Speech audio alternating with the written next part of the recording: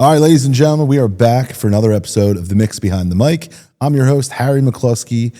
Today, we're talking about everything inside the venue and catering. And my guest today is Debbie Johnson of the Marian House. She is our Catering and Sales Event Manager. Did I get that right? No? Catering Sales and Events Manager. Yeah. Okay. I think that's what it says at the bottom of what you know. Catering, Yeah. Sales, and Event. So we're going with it.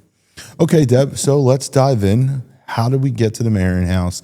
How long you been in the business? Let our listeners get it from the full, from the beginning. So I have an interesting background. I actually taught special education for almost 35 years in Deptford. I retired, and in 2019, I decided after I retired that I didn't want to just stay home. So I started working for Anthony and Cleopatra Caterers in Williamstown. Okay. And I worked with them for a little over 5 years until they retired and sold the venue.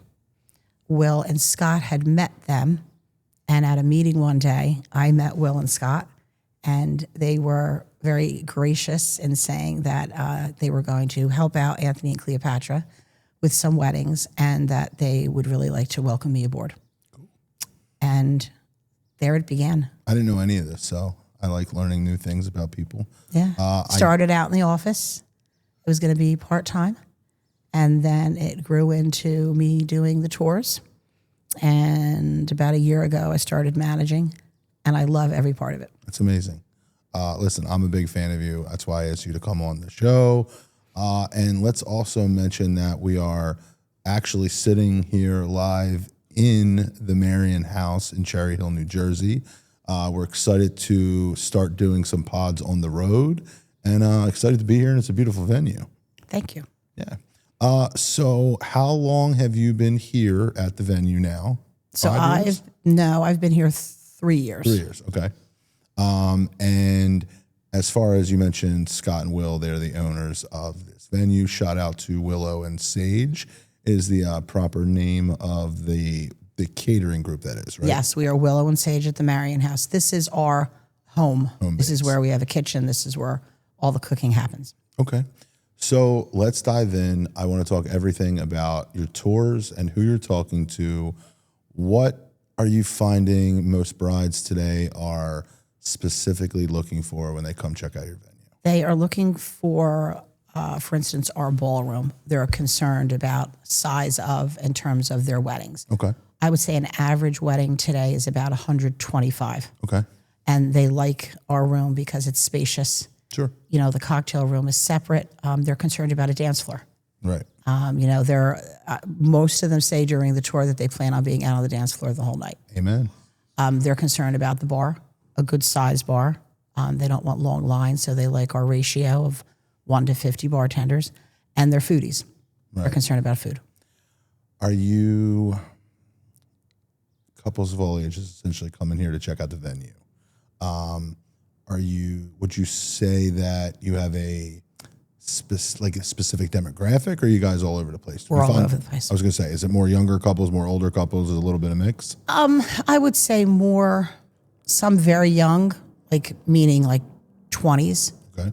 And then I would say the average would be, say, mid to late 30s. Okay. And then I do have some that come in and they're funny, that they've, this is their second chance around for love, and they want to get married and they want a big wedding. And I think it's great. I love older couples that want to do it up.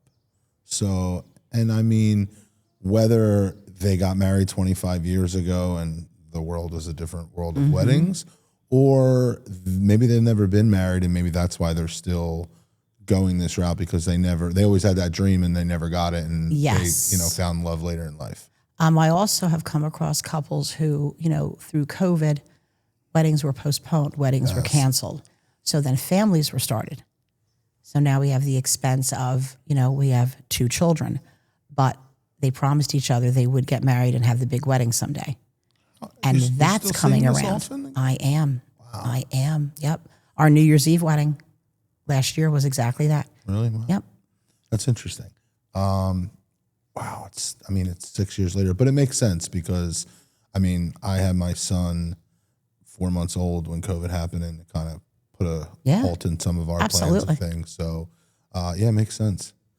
You mentioned the foodies. I only asked because I know we were saying earlier that Gen Z likes to eat, and they're not picky is not the word I would use, but all about, you said foodies. So like, is it more dinner entrees? Is it more variation of cocktail hour, or They love our cocktail hour. Okay. I mean, I love your cocktail hour, but have that huge charcuterie grazing table, and then we also give you 10 hot appetizers.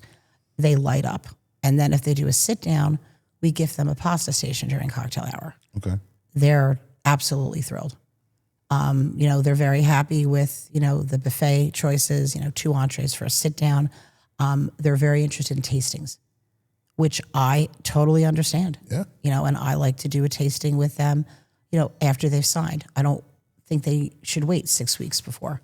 Let them taste, and let whoever is contributing to the wedding be a part of it. See the venue. That's huge. And come in and taste the food. And they really appreciate that. I like that a lot. I mean, I'm a big sampler guy. So, and I mean, let's be honest, and we didn't say this yet, but we picked today to do this recording because there's a wedding expo here tonight. And I'm not going to lie, I'm starving, and I know I'm going to eat well tonight, and I'm just kind of holding out for appetizers. So, shout out to the food here, obviously. So let's keep going with more of the foodies aspect. I bring this up often. I'm a big fan of this, and I'm just curious if you're seeing it at all here yet, but I keep pushing, and it's more of the Gen Z, I think, that's going to take over the game with this, but getting away from the sit-downs and doing more larger cocktail stations and not so formal sit-downs, whether that means it's a buffet or just heavy on the apps. But have you seen anyone not doing formal sit-down dinners for weddings yet? Yes. So it seems to be the larger the wedding, Sure. they go with a sit-down. And I actually appreciate that. Okay. Because that's less people moving around through a buffet. Okay. But a lot of them feel, okay, it's going to be more cost-effective to do a buffet.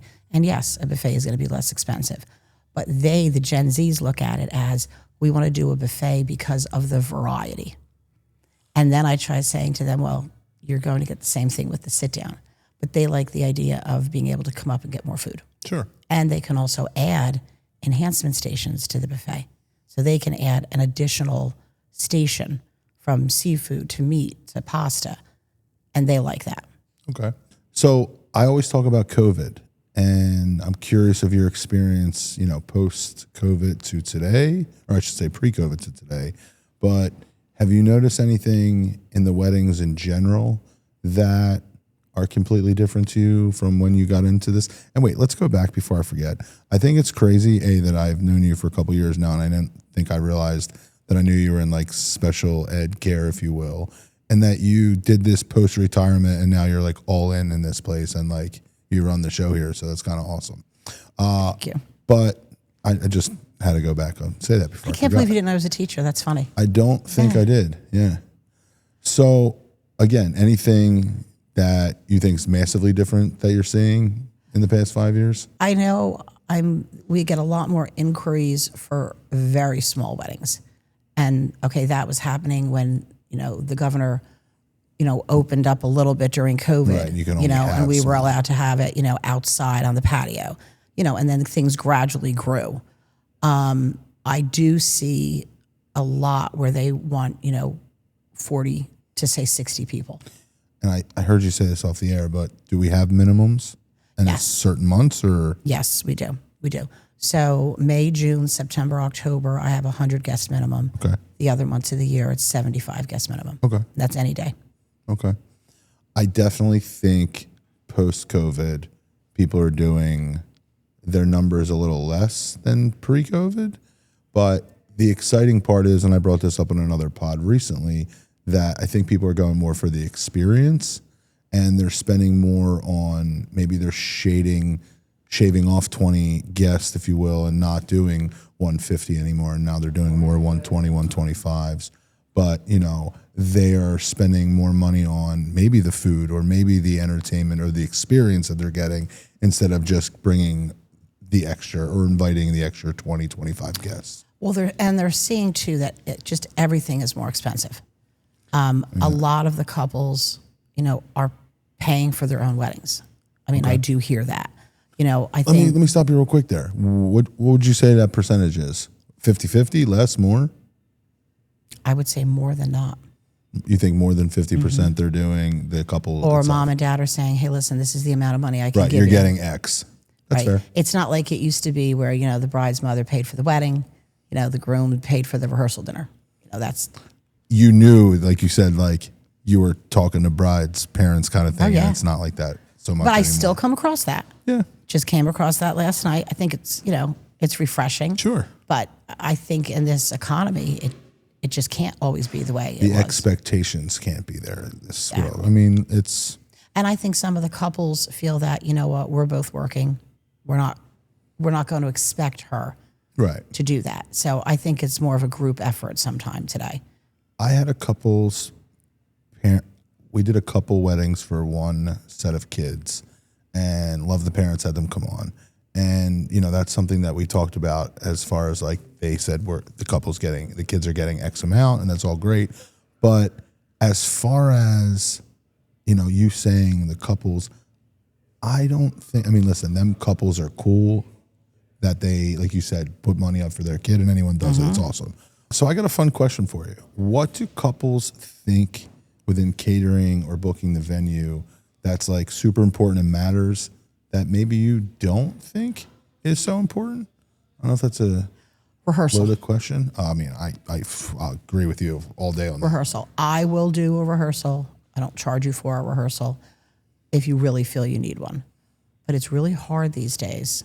These wedding parties are, 12 groomsmen and 12 bridesmaids. Sure. And it's hard to coordinate everybody, that night before. My problem is I might have a wedding on, say, Friday night. So I'm looking to do, if you want to do a rehearsal, it's going to have to be, say, Wednesday, Thursday. Right. For some brides, it's very important. I'll bend over backwards and we'll figure something out. But I always say I've never led anybody the wrong way. I think sometimes when they have a lot of kids involved, they want to do a rehearsal to ease the kids to see what the kids will do. You're talking about a fun fact. I met with a couple who's getting married in a few weeks the other night, and I met their dog. Okay. Because the dog is going to be going down the part of the aisle wedding? outside, and they wanted to see how the dog did when he walked outside to the pergola, and then we kept him in, and then we let him go, and he did exactly what we thought. He ran right down to him. How many people are there for this? Bride and groom. Just them? Well, the practice, but it's going to be the day of the wedding. No, I know. I'm just curious if they brought like the whole bridal party for the dog to walk down the aisle. No. Just curious. Yeah. I think I think rehearsal dinners are a great example solely because I don't see the point. Now, shout out to you because I'm assuming you're saying like this is a quick thing. They come in, obviously, like you're not providing food if you're saying this is for free, obviously. I always tell them we need a half hour. I just feel like I don't know why people still spend money on rehearsal dinners. Like rehearsals in general. Listen, if you're getting married in a church and you're doing something with the priest and the church, that's slightly different. But like if you're getting married at the venue and it's 2026, and I'm also an ordained minister, I've married people, like I don't need any, they walk down the aisle. Like you said, I think you made a great point about if there's some kids involved and prepping the kids, if you will, but we're just going to say 6 and 6, 6 guys, 6 girls, and the couple and some parents, like on the fly, respectfully, you guys should be adults that can line up in an orderly fashion, walk down an aisle, and either stand there if you're the bridal party, sit there if you're the parents.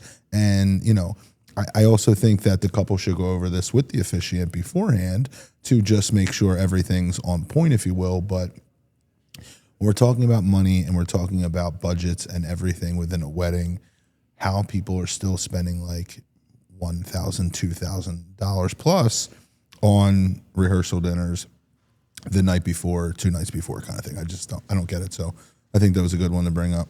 Here's a fun one. Is there something that sticks out that you think couples are overspending on? Signage. Signage. Okay.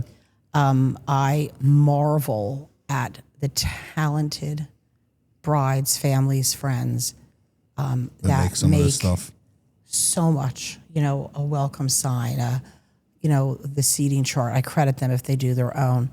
But I find sometimes there's so much signage and it's all up. And at the end of the night, as I'm helping them pack everything up, they don't know what they're going to do with some of these things. Right.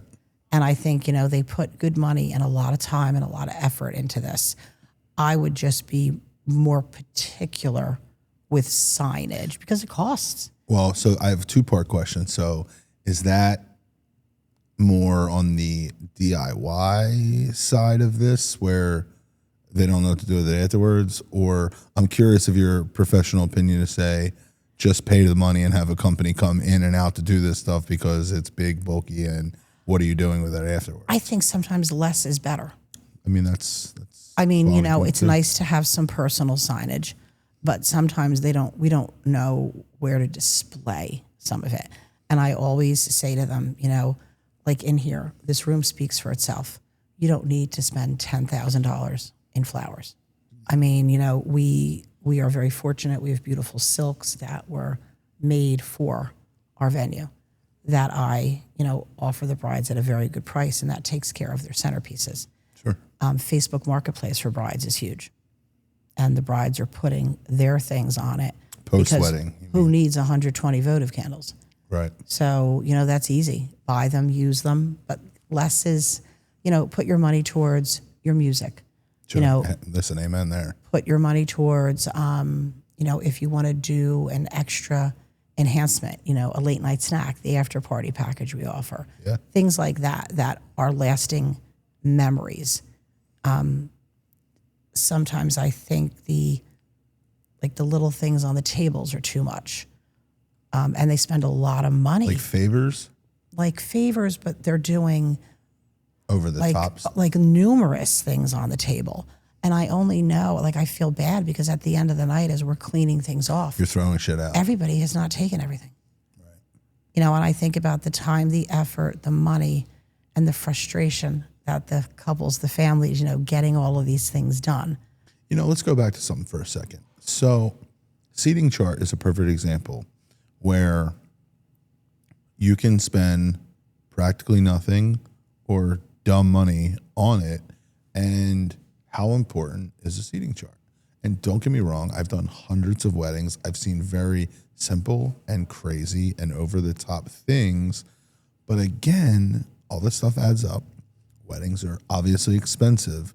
And it's just one of those things where I'm like, obviously prioritize that budget and what's important, what do you need? But when I hear people are like, we spent $1,200-$1,500 on a seating chart. Oh yeah. And listen, it probably looks great. And again, priorities, if that's something that's makes a difference to you, go ahead, girlfriend, go for it. Right. I just think, when you don't spend that money on the extra enhancement or the lighting in the ballroom over the seating chart, it baffles me. And I'm never going to come off rude to a potential client when I'm doing a sale, but respectfully, this is why I now selfishly plug the pod in every consult I do to come listen to what me and, our guests talk about just from experience.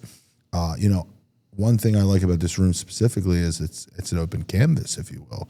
You can do anything in here, but I will also tell you that when I have consults here, I always tell people lighting is massive, and I always stress lighting in here because I think it makes that pop, that wow for people. It does. And again, maybe it didn't fit into their budget, but they spent $1,500 on that sign, and I'm just like, you could have got the lights even cheaper, and it would have made such a massive impact at your wedding. You're making me laugh because you could hear me talk to brides when they talk about, okay, what to do to this room. And I always say, if you're going to do one thing, do uplighting. Right. I said it glows. Seating chart is such and a topic for me too. Really? Oh, because when I slide those doors open and I start welcoming everybody into the ballroom, I'm hoping they've already looked at the seating chart. Some seating charts are very simple. Right. Some seating charts are hard. And then they come in here they don't know where table 1 is. The best seating chart I ever saw, she did it as a Canva document. Okay.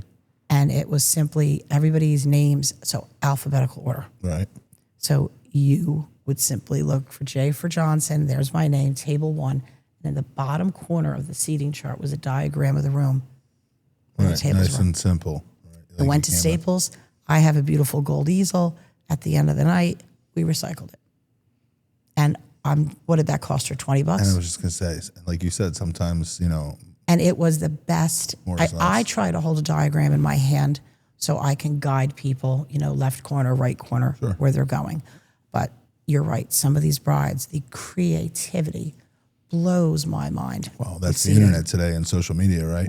Like 10 years ago, maybe more than 10 years ago, it was just like you had the little card, right? Fold it. It was almost like a business card, fold it in half, Mr. and Mrs. Smith. Like that was it.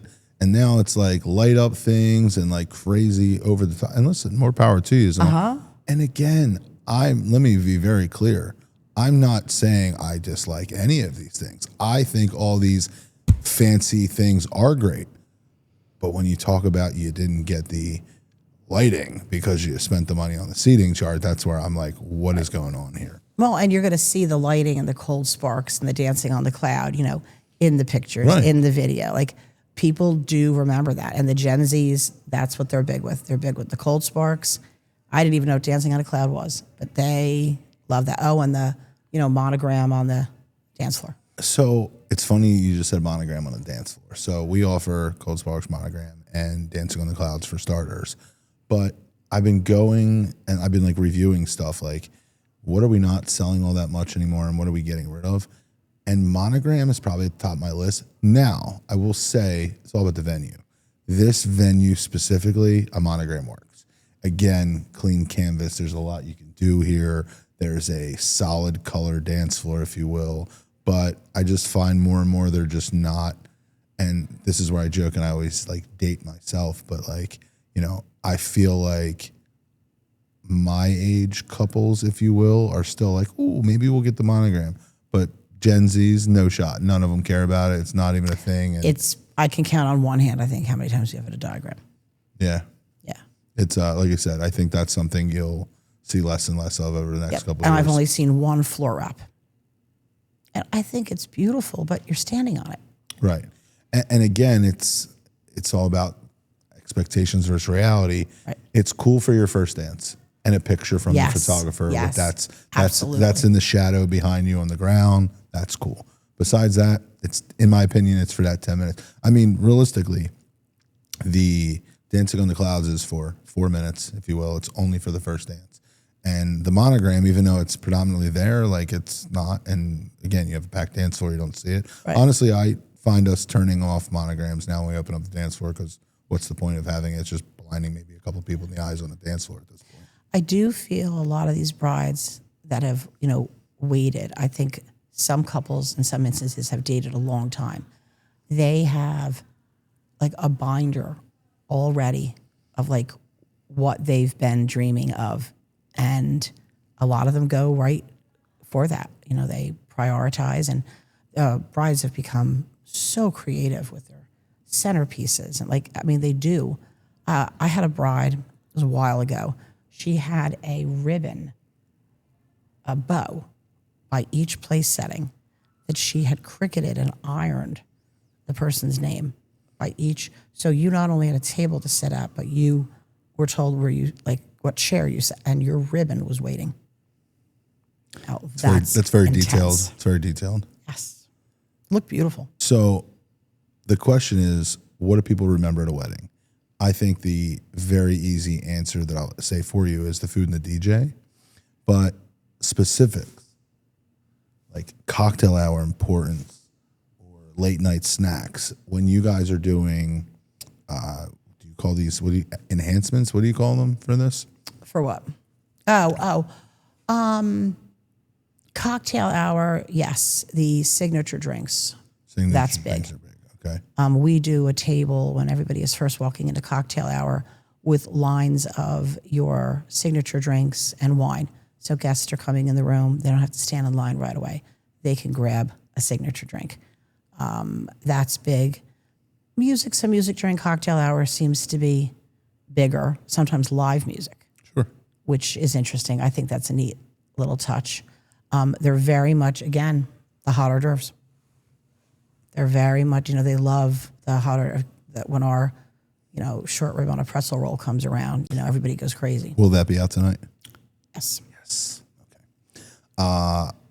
As far as, so live music is another good topic to talk about for cocktail hour and whatnot. For me, I'm just going to reiterate something I always say is I just love the live music with the DJ for the reception aspect, but there's definitely something massive about ceremony or excuse me, not ceremony, cocktail hour music and live music, I should say. And I've probably said this on the pod before, and I don't want to contradict what I already said. I think there's such an epic add-on having live music with the DJ for the reception. And I tell people if it fits into the budget, more power to you, get it all and start from the ceremony, cocktail, and reception. But I will always prioritize the reception of the add-on just because I think it makes it more wow factor. Now, going back to ceremony and cocktail, and no disrespect to any of the talented, musicians we work with, but when we're talking budget, I just always think that spending the money for live music for your ceremony is not where I'm prioritizing my money, just because I think the DJ playing simple strings or something in the background is just simpler and cheaper. But talking about cocktail hour, I'd rather spend the money on cocktail hour than ceremony just because it's more lively, just because it's more energetic. Mm-hmm. Realistically, we're probably putting on a Spotify playlist of the couple's choice, if you will, for cocktail hour versus having someone there singing with a guitar or playing from the piano. It's just that much more epic. Again, better experience for the guests. And I think that's what couples are really prioritizing these days. Yeah. Couples are into music. Like I said, that's what they say. They want to be on that dance floor. That's very, you hit it. Food, music, liquor. I mean, they want, their concern is will we run out of liquor, which they never would. I have a fun question because I don't know how familiar you are with this, but statistically, alcohol and bars are way down in the past 10 years or so. And I think less Gen Z, we'll keep bringing up, are drinking less. Now, predominantly, that's to me in the bars, and maybe they're not going to the bars as much. But I don't think that's ever slowed down anybody in the weddings, and I don't think I've ever really put that together. I agree. Because we have a side business that's in the bar business, if you will, and we do DJs and quizzes and karaoke, and them numbers are down drastically in the past 5-6 years. And statistically, if you look up alcohol numbers, it's massively down in the past 10-20 years or something. And I mean, I'm completely going off left field here for a minute, but there's just different things. People are eating healthier. Marijuana is legal in a lot more states now. There's just lots of reason why the alcohol numbers are down, in the country. Mm-hmm. But now that I'm saying this, I don't think anyone's less drinking at weddings than they were 5-10 years ago. Absolutely not, right? I mean, yes. Are there weddings where it's not a big drinking crowd? Sure. Yes. Have I had weddings where there's no alcohol? Yes. Few. Sure. For the most part, yeah, I agree with you. I don't think it's... It's funny because it's such I don't want to say hot topic in the bar business, but in the wedding business, I don't think it skipped a beat and people are drinking less or... They can't wait because we'll do the bourbons, the smoked old fashions and stuff. That's huge. People love that. I never got into it. Everything. I feel like the drinks that my parents, when I was growing up, were drinking have come back around. It's so wild. The old fashions and the elderflower, and all the old drinks are back. And the Gen Zs, that's their thing. I'll out myself here for a second, but growing up, I always watched movies or TV shows, and I wanted to be this business guy and wear the suit. And they had a bottle of scotch in the bottom drawer of the. That's never in my life. I'm 42 on Sunday. I'll never be that guy. Like, and I'm not a big drinker. I occasionally do, but like, I just wish I felt like I could be that cool guy with the smoke. I know, with a little bit of hard liquor over ice. Yeah, like never, absolutely never. Just not my bag. I don't know. All right, so I got one for you. What's something you think every bride regrets after a wedding? Anything that sticks out, or anything you hear them talk about post wedding? I don't necessarily mean with like you in the venue, but anything you ever hear them talk about that's they all say the same thing. It went too fast. Oh, sure. They wished they were out more on the dance floor more. I would say that's it. I mean, they always laugh that they didn't eat, but I always make sure I refrigerate some food for them. That's just a given.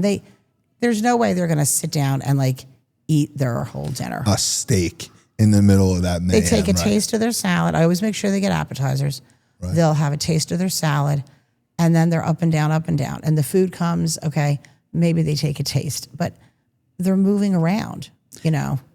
And this is where I always like shout out to not brides that anyone in their family can talk into listening to a podcast. But like, I wish more families and friends got the hints of little things. Like, they've been on a spotlight for 3 hours from ceremony and hellos and thank yous and then formalities. And then all the formalities are over and they're like, all right, let's just sit down for 10 minutes and like just try to scarf this food down. And Uncle Steve and Aunt Betty can't help themselves to come over and say hi to them. And it's just like, and it's a long conversation. Right, and then they're not going to like shove food in their mouth yes. when there's people standing over them at their head table. So I would love to tell people, and I find myself now, I am so different when I go to a wedding. Oh, it's right, because you understand. I will congratulate them, you know, have a wonderful honeymoon, you know, talk to you when you get back. Yeah. Like, I do not try to stand there having because now you get it. And it's just, people don't understand. No. And like, listen, you got invited to this wedding. And it makes sense for the people that live out of state and maybe you haven't seen in a while. And that's what's hard. Right. But it's not the time. Now, let me go back to something. This is an example of, you know, I think rehearsal dinners are very dumb, but are you having a lot of out of town guests? Maybe there is a point to do something before for a lot of extra hellos and thank yous. A couple people have made comments in the past now where they are still doing a decent size rehearsal dinner and they're doing speeches at the rehearsal dinner and not at the wedding. And it's just cutting out time and different things so I was like, that's an interesting take.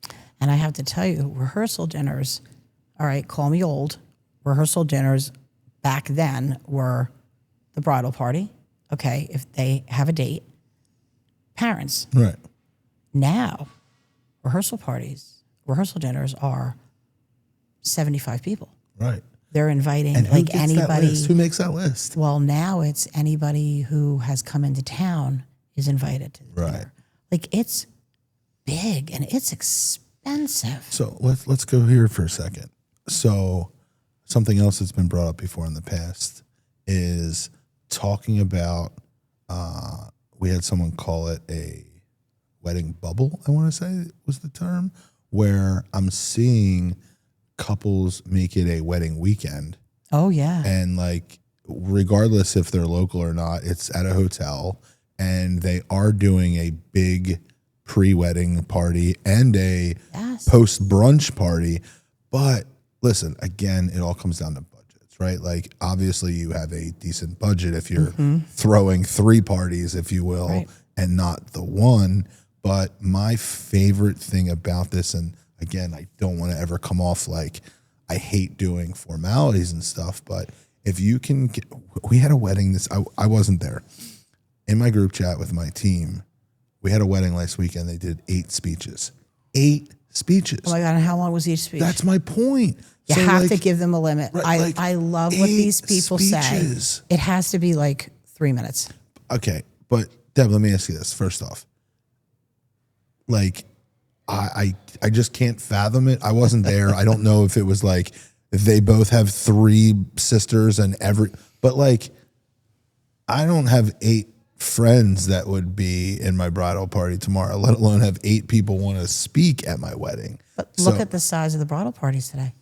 It's just because everybody needs a piece. Everybody needs to be involved today. It's just. Well, and I know I've met with a few bride and grooms lately that are saying they are not having a bridal party because they've been in so many weddings. They have so many understand friends. the bullshit. Well, but they feel obligated to ask everybody. And we're talking their bridal party could be, 15 people each side. Right, that's crazy. And they don't want that. So they're basically saying, you know what, we're just not going to have a bridal party. So that I see happening. You're cool. I think it's weird. I have pros and cons to bridal parties. Pros are there's extra bodies for positive things. I want to ignite a dance floor immediately. Well, I'm grabbing that bridal party first. Some venues that we work at, they want us to do a 2 or 3 dance set right after formalities before we sit everybody down. That's like we do. Entrees. Right. Okay. So in that aspect, I love and hate that. And for the example of what kind of wedding is it? Because if I'm the MC and we would finish formalities and I go, all right, ladies and gentlemen, let's get up on that dance floor. Bride and groom want you to start this party now. And nobody gets up because it's 5 o'clock and everyone's not, loose yet. And I feel like the biggest idiot in the room when no one gets up. Now, but on the flip side, when we do that, I am going up to the bridal party ahead of time. Listen, I don't care if anybody gets up. Your asses better be up. And that 12 people ignites it and starts it. Other people will join. Right. So I also like introductions now. This is another part of what's different in the world today of not doing Steve Smith and Karen McLaughlin come in as couples. Lots of people are doing the full bridal party. Yes. That full boom entrance is way more high energy. Oh, with all the props right. So, but now you take away all that, and now it's just a couple. There is no bridal party. I don't have that set 12 people to help me.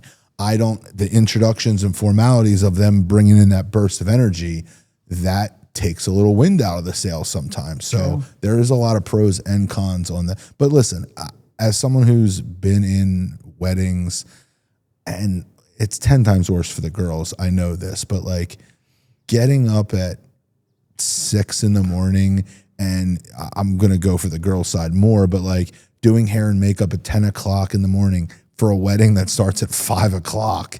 And, the expectations, I understand why people who have been in multiple weddings and now getting married don't want to put their friends under that kind of extra stress and stuff. There's a lot that goes into it. Mm-hmm. I just think the way the world is changing in weddings, and I'm a big fan of the Gen Zs doing what they want. I still want bridal parties.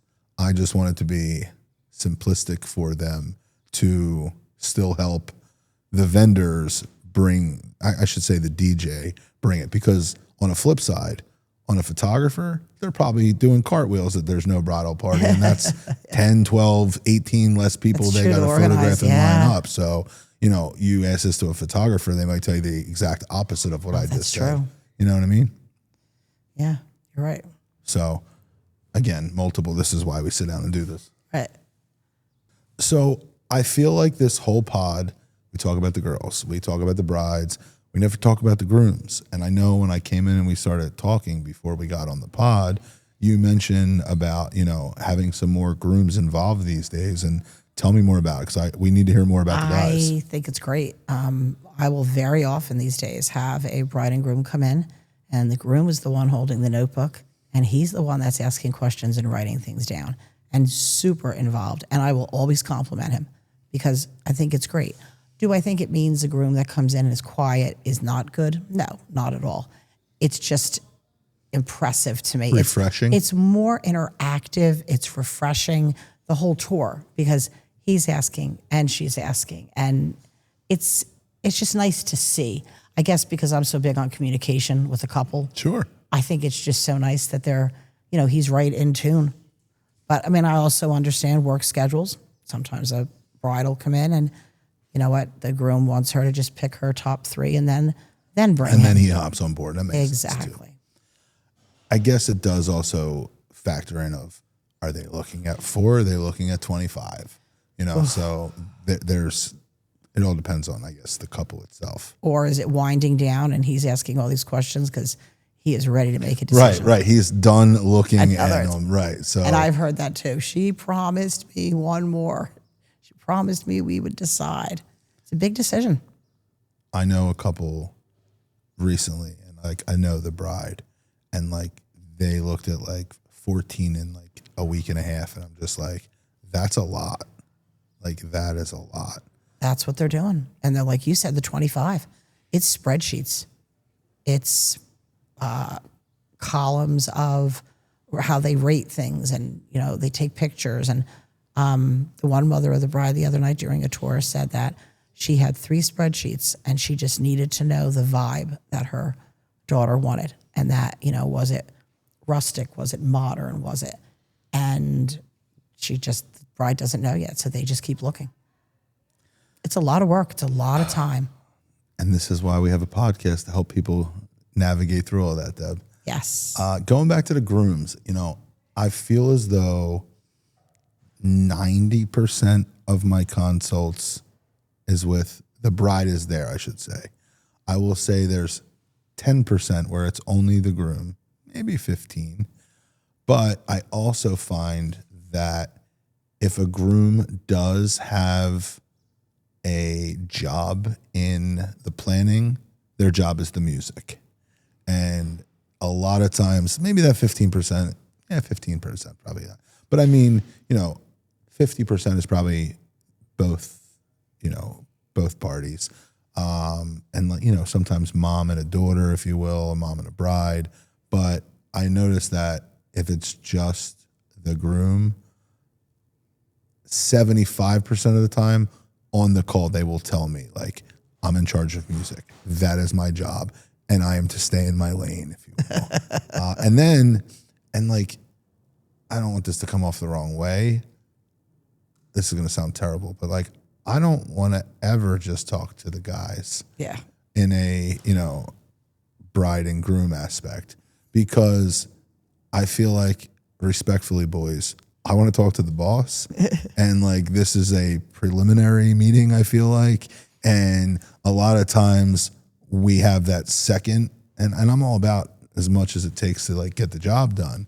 But like, I know that this is like a pre-screening of like, we got to get the boss involved before we actually book you. You're not just going to meet that bride on the wedding day. Right. Yeah, exactly. That's No my way. point. I'm not just booking you with the groom by himself. And he's like, no worries, honey. It's paid. Deposit's locked in. Like, you'll see them there. Like, no shot. Like, That's funny. all right. What is the craziest thing you've ever saw at a wedding? Craziest would be during the wedding were circus performers. Doing what? They had mats and the poles with the circles, and the person was inside, and the person on the high stilts with the light up costumes. And it was interesting. I think that one, and then the one that had roller skaters come out in costumes, a group of Like ladies, a flash mob? No, group of ladies dancing in roller skates on the dance floor with the guests, and they would go back in costume change and then come back out in a different costume. On roller skates again? On roller skates again. That's different. I've never heard of that. I like hearing things I've never heard of before. It was interesting. It was very, very interesting. Are you seeing, and we're deep into this pod that I'm now just asking you this, are you here to the end? Of, Like a wedding? yes. Okay. So I'm asking essentially as you see it all. Are you seeing different things, enhancements lately? I always give Joey Cannoli a shout out, like a cannoli guy. Are you seeing any like new, there's now like cookie guys with milk cannons and different things. Any like, and we said foodie things. I did see the cannoli guy. Okay. He was here once. Chick-fil-A truck has been Chick-fil-A here truck? a couple times, where everybody is given a ticket, and they get to get Chick-fil-A. Okay. We do a lot of the late night snack enhancement. See, so That's big. And I always encourage them, they do that like instead of any favors, because people love at the end of the night, whether you put the money into an after party, that saves you a lot of money if you do it here, because then you're not shuttling everybody somewhere, starting a whole brand new bar tab. And, you know, after having parties people are driving big. there too. Yeah. Exactly. And then one shuttle back to the hotel.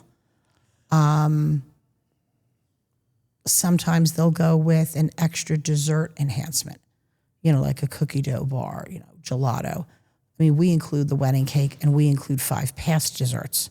Okay. But sometimes they're adding another, you know, enhancement. Or like I said, the late night snack is big.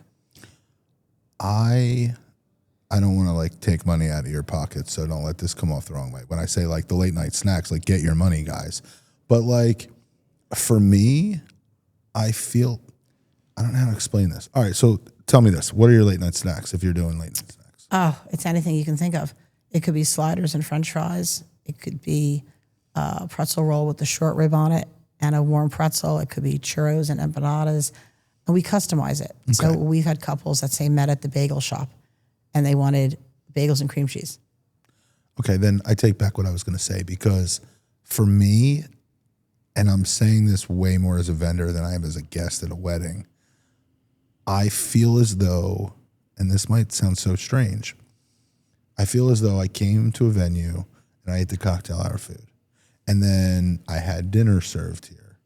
Something about me inside, I like when a food truck is outside. That's something completely different. Now, again, if you're telling me that you can have multiple array of options, I think that's cool. And you can have a food truck. We've never had a food, just Chick-fil-A is the only truck, but you could. But that like, so I'm from Northeast Philly, okay?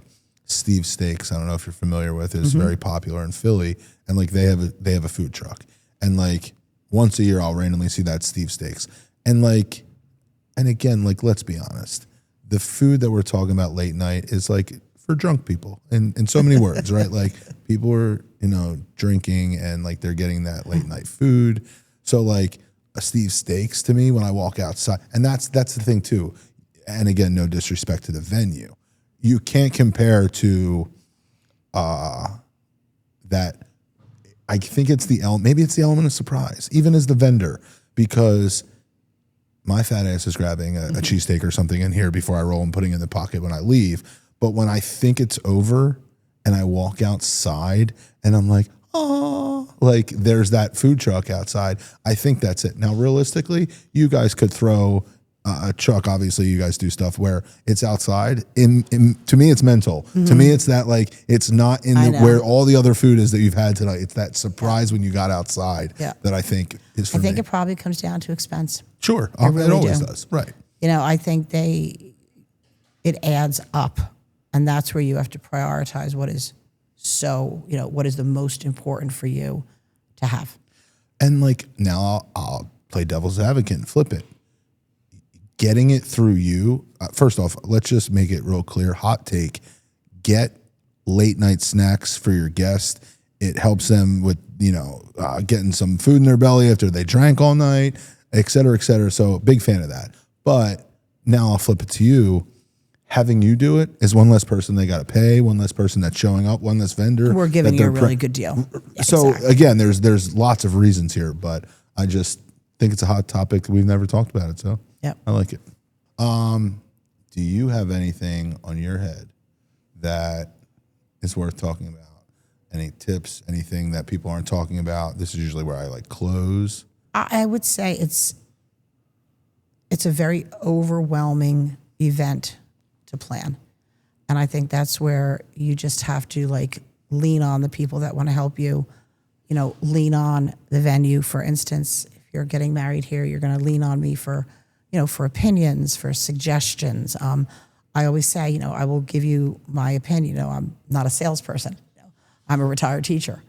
But, I listen to what some of the brides, when they do a Google review on us, or when the bride at the end of the night, says something to me. And I remember those things, and I try to pass that advice on. But it's a lot.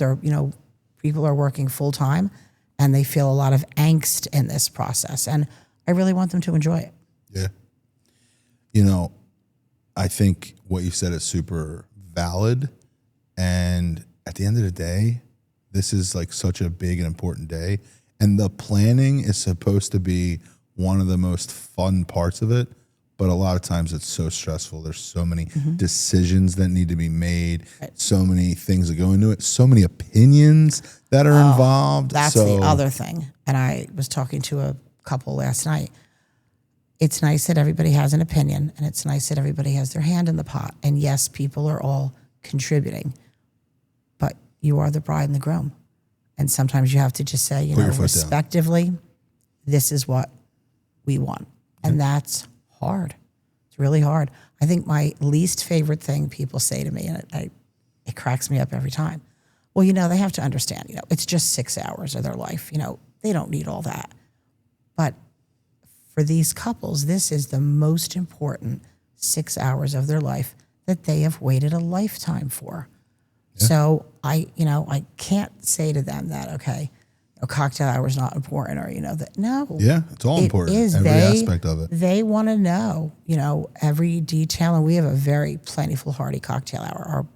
Our food is second to none. Again, I can't wait to eat it all. I'm starving.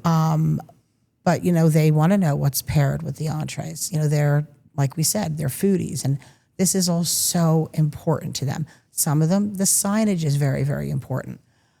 It's to each his own. Yeah. It really is. All right. Well, Deb, I appreciate you sitting down with us. I'm excited to wrap this up because we're going to get ready for a beautiful wedding expo here at the Marian House tonight that we're excited to be hosting as well with you. And shout out to Elegant Bridal and Brenda coming over with her team. And, I hope we got to help some brides and couples, get some extra knowledge about what it's like sitting down with Debbie Johnson here at the Marian House. Thank you. It was a pleasure to sit with you. Thanks, Deb. Ladies and gentlemen, that's going to be it for today. We'll see you next time on Mix Behind the Mic. We're out of here.